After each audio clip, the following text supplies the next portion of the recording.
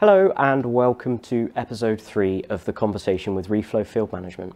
My name is Josh, and in this episode I'll be joined by Will and James from Glanville Environmental, and we'll be discussing a range of topics including changes within the utility sector, their All Safe campaign, and how Glanville are changing the way that they work to become more environmentally friendly. My name's James Goodman. I'm Contracts Director at Glanville Environmental. I'm Will Glanville. I'm the Operations Compliance Manager at Glanville Environmental. So can you tell us a little bit about Glanville Environmental and the kind of works that you guys do?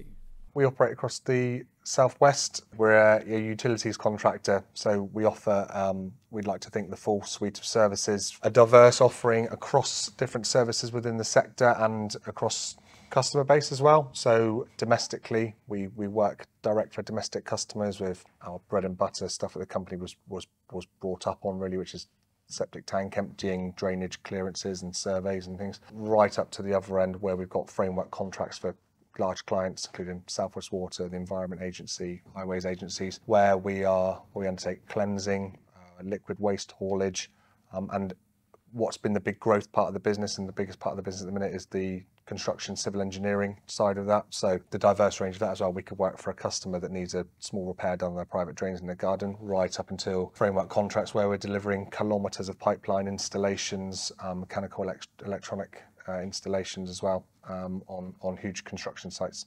So that's the range that we operate. The business is split across 6 depots, mainly operating across 3 counties, Devon, Cornwall and Somerset. They cover civil engineering, trenchless, no-dig repairs. We have a training division which, as well as doing our internal training, also works externally for external clients and undertakes training as its own venture. We have a cleansing division, we have waste management, and we also work in properties. In addition to that, something that's really important to us and unique of a business of our size is the family ethos. We're still a family-run business. It's something that my old man, the CEO, he started it 40 years ago. We've gone from a farming contractor that offer such a wide variety of services. It's even hard for us to keep track sometimes, but we are really pushing the boundaries, and he's continuing to invest back into the business to encourage further growth as we become the largest waste contractor in the southwest. Glanville has just entered its 40th year as a company. So what's changed in the industry over those 40 years, and how do you think things are going to change in the future? Obviously for us, the 40th year is really exciting. I think there's a lot of employees working at Glanville who have been with us a very long time, some 30 years plus. For them, it's been a lot of change, going from a very simple farming contractor to where we are now, roughly 200 employees. And in terms of compliance, obviously there's been lots of changes as new legislation develops. It's forever changing and ongoing, and it seems the more we expand, the quicker the changes happen. And I think the employees have become very tolerant to change. Obviously COVID as well happened in that time, and we've survived several credit crunches through that 40 years. But yeah, the business now, I would say, is probably stronger than ever, and we've got a really good platform at the moment. It's a rapidly growing company. You look at us on a balance sheet and the size has really shot up over the last 10 years, certainly. So that has come with obvious change where the business has grown and the demands have grown.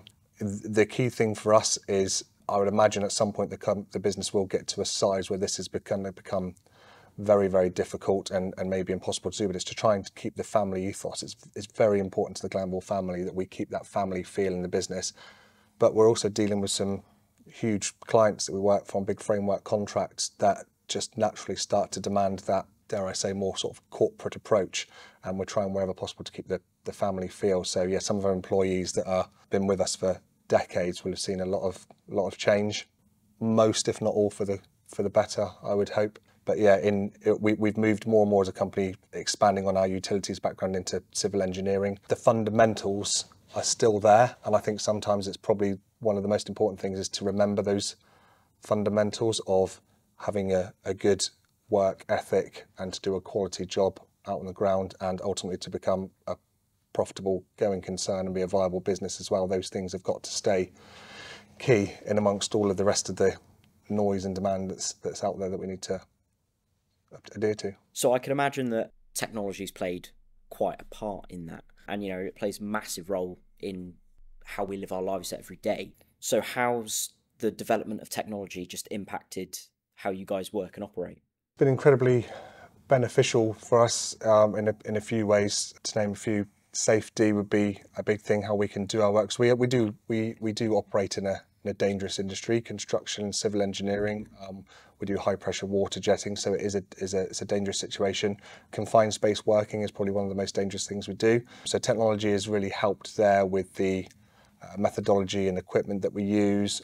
We're doing some trials at the moment and have just procured a new piece of equipment for confined space drones to enter confined spaces. So when I say confined spaces, it's for us, it's mainly underground chambers, tanks and pipe work that require inspectional work to be done. So we operate teams that go into those confined spaces to do work, and be it confined space or any dangerous situation, we're always aiming to eradicate the need to enter those spaces where possible. We're purchasing a drone at the moment that can enter those confined spaces and undertake survey work without the need for people to go in. So that's a obvious, if you like, thing where technology and innovation is helping us try and eradicate dangerous situations.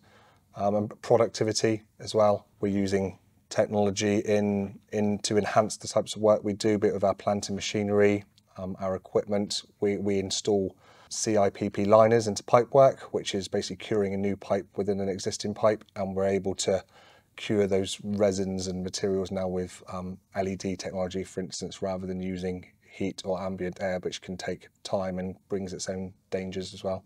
So that's where things have come to improve what we do. I think obviously on the compliance side, it's been from day one, we had everything in paper folders, and you had like ISO audits, and you had a folder per audit, and you had paper copies of everything, to now where we've got everything electronic. That is a massive saver.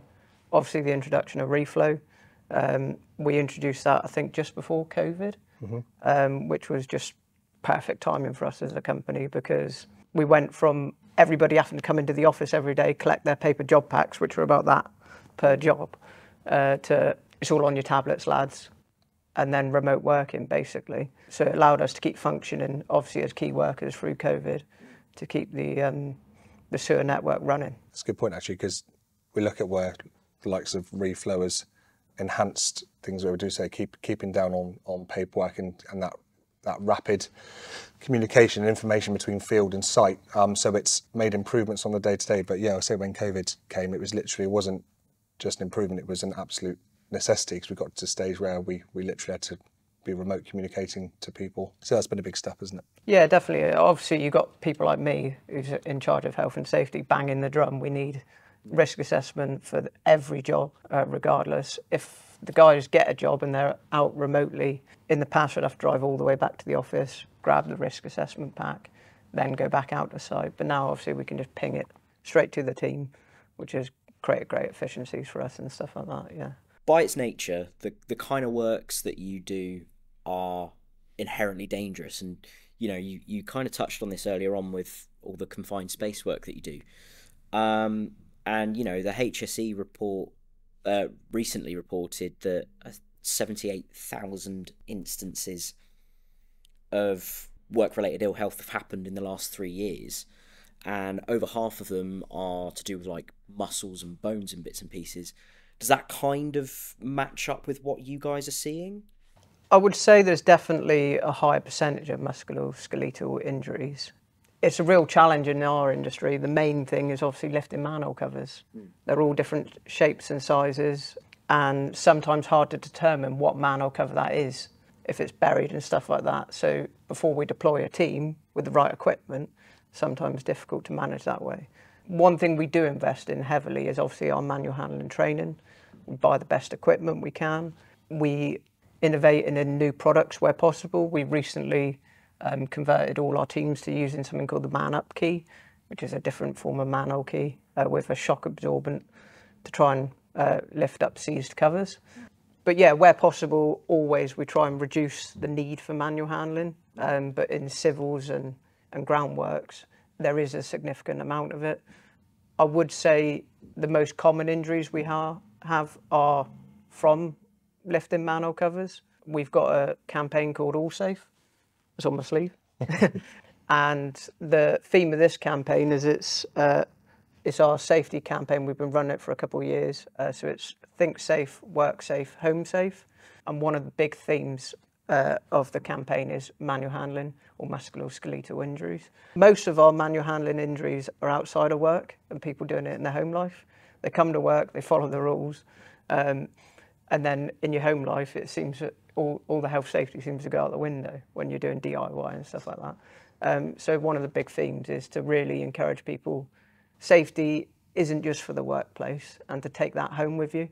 Things like the All Safe campaign and your investment in technology and bits and pieces like that, how is that having an impact in like your level of compliance across the business? Yeah, so I'd say in the last 3 years, there's been a significant downturn in our AFR rate and general incidences at work. At the same time, we've had a uptake in our positive interventions and hazard spots, which is always a good indicator of where we're at from a safety and compliance point of view. The one thing our MD is really good at is investing in safety. We never really need much convincing if there's a health and safety product, and it will reduce a lot of risk or remove risk.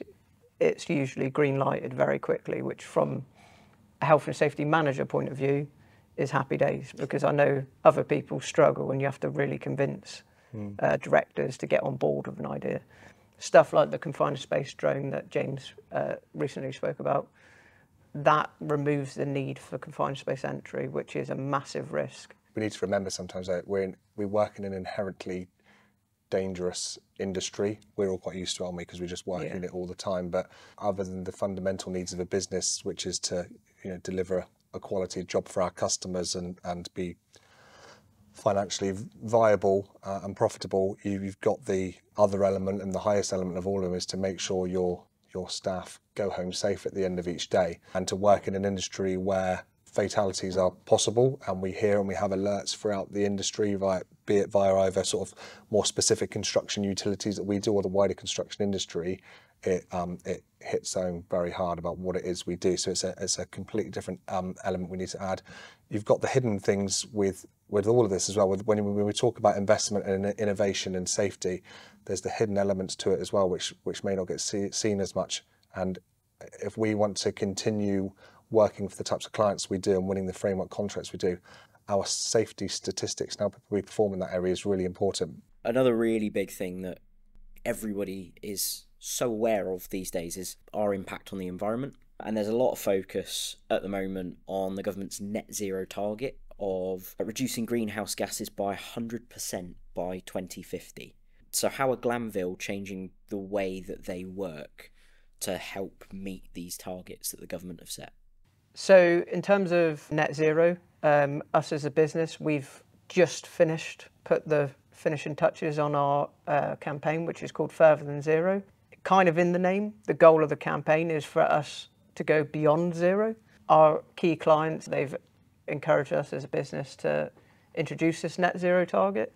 Obviously, for a company of our size, it's not as easy just to flick a switch and convert the fleet to fully electric. Also, being in the southwest, that's also a challenge. But we've set the goal of 2028. That's obviously quite harsh on ourselves, but we've run the calculations. We believe we can do it over a variety of methods. And then in addition to that, we've got a 2030 target, which is to go net deficit. One of the key things when we were developing the plan, which was really important to the MD and the CEO, was that we don't offset too much, not because of the cost, but because of we want to control it at source, which a lot of companies aren't doing, because tomorrow we could offset everything and happy days, but we want to control it at source and really make proper reductions at Glanville as much as we can. I think that's kind of the easy thing as well, which is all going to sort of potentially come to fruition over the coming years as well, is to sort of set a date and say we will be net zero by X. Is kind of, it's one thing to make that statement, but it's really a case of putting a sustainable plan in place to be able to achieve that. And that's what Will and the wider team have been doing in the business, to say, okay, how are we actually going to, we can win a tender. For the last few years, we've been able to win a tender to say, well, yes, we're going to be net zero by a certain date, 2030 or 2028. But it's actually going to be how we deliver on that in the next couple of years. And one of our main carbon producing areas of the business is our fleet of vehicles. We've got HGVs, heavy goods vans running all over the southwest. So the HVO fuel element that Will talked about is huge for us. We've got to look into the other elements of detail as well. We are a design and construct company as well, and we've got our different scopes within the net zero plan we've got to hit to. But for instance, we've got to be designing solutions for our construction that are using sustainable materials, that are used in a sustainable way, and that the ultimate product we produce is as efficient as it possibly can be. For instance, we've designed a couple of construction schemes in the last couple of years that have included pumping and electromechanical equipment into the network that we've constructed. And because at the time that was the most sensible design solution and the most sensible thing to build, that was what was went with. I think going forward now we would probably interrogate those designs more to say, well, what's the overall life span or carbon? How can we decarbonise that for the future, not just the construction? Because over time, do we really want to be? Does the client want to be paying, introducing that electricity and whatever to keep running? So really, we need to think through everything: the way we do our work, the types of work we do, who we work for, our suppliers. So it's a big project, and so the plan's coming together, isn't it, for heading towards 2028? And obviously, it's forever changing. I imagine over this 10 years, I imagine we'll do more and increase it. We've talked a couple of times about the size of our company and how we're getting bigger and the challenges we have with that as trying to keep it still with the family business and that ethos. And what comes with that as well is we have to maintain our agility wherever possible as well, the agility that a smaller company with a smaller number of staff or smaller turnover or smaller contracts that works on has the ability to do. So in the last 5 years, I would say we've started working alongside and partnering with some really big construction outfits that are some of the biggest in Europe. And we went into those relationships expecting to learn a lot from them, working with a bigger company, how they operate, what can we take on board. And of course, we have learned lots of things that we've also seen how many benefits we're able to bring to the table as well in our agility.